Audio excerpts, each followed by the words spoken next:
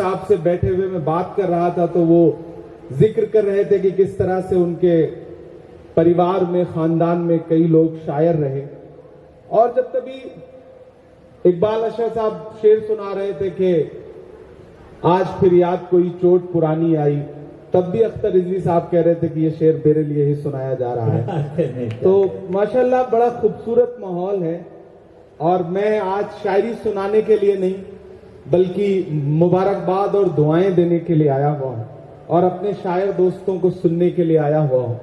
सबसे पहले तो अख्तर रिजवी साहब और रुबीना जी को इस बात की मुबारकबाद देता हूं कि आपने सोशल वर्क करके एजुकेशन के लिए जिस तरह से गरीब अवाम और इस मुल्क के जरूरतमंद लोगों के लिए अपने दरवाजे खोले और अपना वक्त लगाया उस फील्ड में, उसके लिए आप मुबारकबाद के मुस्तहिक हैं। वरना बहुत सारे लोग पैसा बहुत बना लेते हैं, दौलत बहुत कमा लेते हैं, लेकिन पैसा आने के बाद, दौलत आने के बाद अपनी मिट्टी और अपनी पहचान से दूर चले जाते हैं। सब खुमार जाता है, वक्त नशा उतार जाता है, जान जाती है सच अगर बोलूं, जान जाती है सच अगर बोलूं, चुप रहूं तो वकार जाता है, चुप रहूं तो वकार जाता है, जीत का सब खुमार जाता है, वक्त नशा उतार जाता है।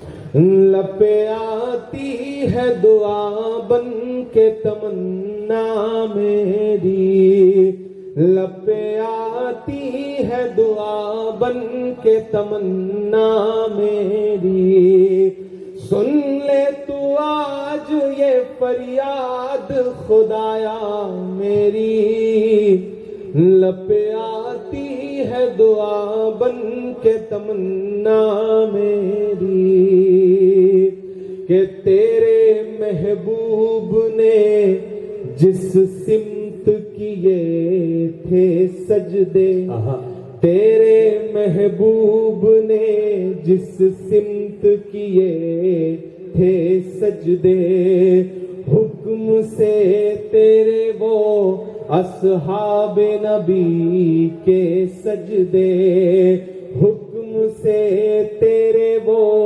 अस्हाबे नबी के सजदे, सैकड़ों गम लिए सीने में है गमगीन खड़ा, सैकड़ों गम लिए सीने में है गमगीन खड़ा, अब फकत तेरे भरोसे है फलस्तीन खड़ा, अब फकत तेरे भरोसे है फलस्तीन खड़ा, काश दुनिया ये समझ पाती है झगड़ा क्या है, काश दुनिया ये समझ पाती है झगड़ा क्या है, आपके घर पे किसी गैर का कब्जा क्या है,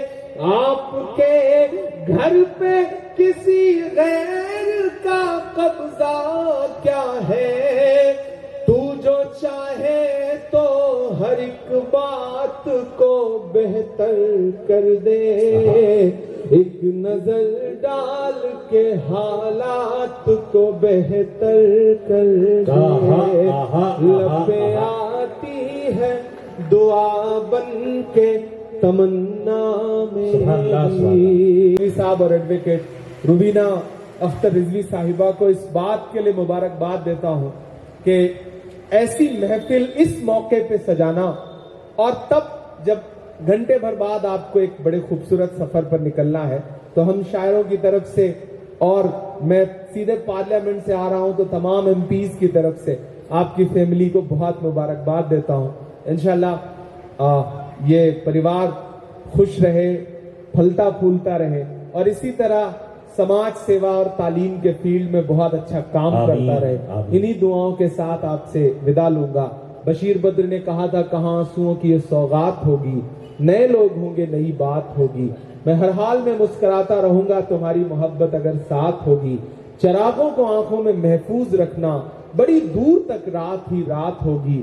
मुसाफिर हैं हम भी, मुसाफिर हो तुम भी, किसी मोड़ पर फिर मुलाकात होगी। बहुत शुक्रिया। बहुत मुशायरा, क्या कहना चाहेंगे रिजवी साहब के बारे में? देखिए, सबसे पहली बात तो दोनों कपल को बहुत मुबारकबाद, हमजा और रुमेरा को, और रिजवी साहब को ख़ास तौर पे डॉक्टर अख्तर रिजवी और एडवोकेट रुबीना रिजवी साहिबा को बहुत मुबारकबाद के उन्होंने बहुत खूबसूरती के साथ जो हिंदुस्तानी तहजीब है, जो रवायत है, जो विरासत है, उसको सहेजने की कोशिश की। और मुंबई के साथ साथ जो यूपी की जड़ें हैं, उनकी दोनों तहजीबों का संगम यहाँ पर दिखाई पड़ रहा था। और कई बड़े शोरा आज के इस फंक्शन में आए। मैं दिन में पार्लियामेंट में था, लेकिन इस फंक्शन में शामिल होना था क्योंकि मेरे लिए भी ये फैमिली की तरह है, तो मैं इसमें शामिल होने के लिए आया। और बहुत खूबसूरत महफिल, बहुत खूबसूरत शाम, और लोगों ने बहुत पसंद किया। और अब ये चूँकि मदीने के सफ़र पर निकल रहे हैं, तो ये भी अपने आप में एक बहुत खूबसूरत संदेशा है कि दौलत और इज़्ज़त कमाने के बाद उस मदीने वाले से निस्बत इन्होंने अपनी बना के रखी हुई है और निकाह के लिए मदीना शरीफ को चुना है। तो ये इनकी खुशनसीबी है, इस परिवार की खुशनसीबी है, और हमारी दुआएं हैं कि ये परिवार इसी तरह से फलता फूलता रहे। एक बार फिर से बहुत मुबारकबाद। उर्दू अदब और इतने सारे बच्चे इस इदारे से जुड़े हैं, उसके बारे में आप क्या कहना? देखिए, रिजवी कॉलेज हमेशा से, और सोशल कॉज जो है उनका इस फैमिली का, वो हम लोग दिल्ली में बैठ के, यूपी में बैठ के सुनते रहते हैं। यूपी के इनके कॉलेजेस हों, महाराष्ट्र के इनके कॉलेजेस हों, मैं हमेशा उनकी तारीफ़ें सुनता रहता हूँ। और हज़ार बच्चे यहाँ पढ़ाई कर रहे हैं और यहाँ से जा कर के पूरी दुनिया में नाम रोशन कर रहे हैं, अलग अलग फील्ड में, स्पोर्ट्स में, आर्ट में, साइंस में, टेक्नोलॉजी में। तो उन बच्चों को बहुत मुबारकबाद। और मुझे लगता है कि तालीम के ज़रिए किस तरह से खिदमत खल किया जा सकता है, वो डॉक्टर अख्तर रिजवी और रुबीना रिजवी साहिबा से सीखना चाहिए ज़माने को। मैं बहुत मुबारकबाद दूंगा और हमेशा मेरी दुआएं इस फैमिली के लिए, इनके इंस्टीट्यूट के लिए, इनके हर कॉज के लिए मैं हमेशा साथ खड़ा हूँ। Thank you. रिजवी साहब, एक लास्ट में से भी, आज इमरान भाई आए इतने बिजी सेशन में, महाराष्ट्र की शान है, वो मेंबर ऑफ पार्लियामेंट है, आप भी रह चुके, क्या कहना चाहेंगे सर? हम सब के लिए जो यहाँ पर मौजूद हैं, उनके लिए बहुत इज़्ज़त का और ऑनर का बायस है कि इमरान भाई अपनी इतनी मसरूफियत के बावजूद दिल्ली से ख़ास तौर से यहाँ तशरीफ़ लाए। और उनको अभी चंद घंटों में फिर जाना है दिल्ली, इसलिए कि पार्लियामेंट का सेशन चल रहा है। तो हम उनके बहुत शुक्रगुजार हैं। और मैं एक बात ये भी कहूँगा कि उनके यहाँ आने से जो जोश और जज्बा पैदा हुआ लोगों में शेर और अशार सुनने का, वो बहुत बड़ी बात है। वो एक असर अपने पीछे छोड़ जा रहे हैं। जी, आप क्या कहना चाहिए? शेर और शायरी, इसमें जो अल्फाज इस्तेमाल किए जाते हैं ना, वो बहुत पसंदीदा होते हैं। एक अल्फाज में हम पूरा पैराग्राफ कवर हो जाता है। ये काफ़ी हद तक हम भूल गए। हम इंडियन हिस्ट्री भी भूल रहे हैं और वो तहज़ीब भी भूल रहे हैं। तो शायद रिजवी जैसे इदारे ने प्ले का बटन दबा दिया है। अब अक्सर और बहुत बार आप रिजवी के प्लेटफॉर्म पे, मैं दूसरों के बारे में तो नहीं, अगर रिजवी के प्लेटफॉर्म पे ये आप ज़रूर देखेंगे। मैम, मदीना आप लोग जाने वाले हैं निकाह के लिए, क्या कहना चाहेंगे? कितना फॉर्चुनेट, कितना लकी मानते हैं कि वहाँ पर ये फंक्शन एंजॉय करने का मौका मिलेगा आप लोगों को? देखिए, ये बच्चों की किस्मत है, ये मेरी और रिजवी साहब की कोशिश है। मगर इन दोनों बच्चे, रुमेरा अख्तर हसन रिजवी और हमजा आज़र वारसी साहब, ये दोनों बच्चे अपनी किस्मत लिखा के लेके आए हैं। ना हम खाली हाथ आते हैं, ना हम खाली हाथ जाते हैं। ये जो जुमला, ये सिर्फ एक जुमला है। अल्लाह ताला ने हमें अपनी तकदीर दी है और हम अपने अमाल लेकर जाते हैं। तो ये उनकी तकदीर का असर है कि वो मदीना जा रहे हैं।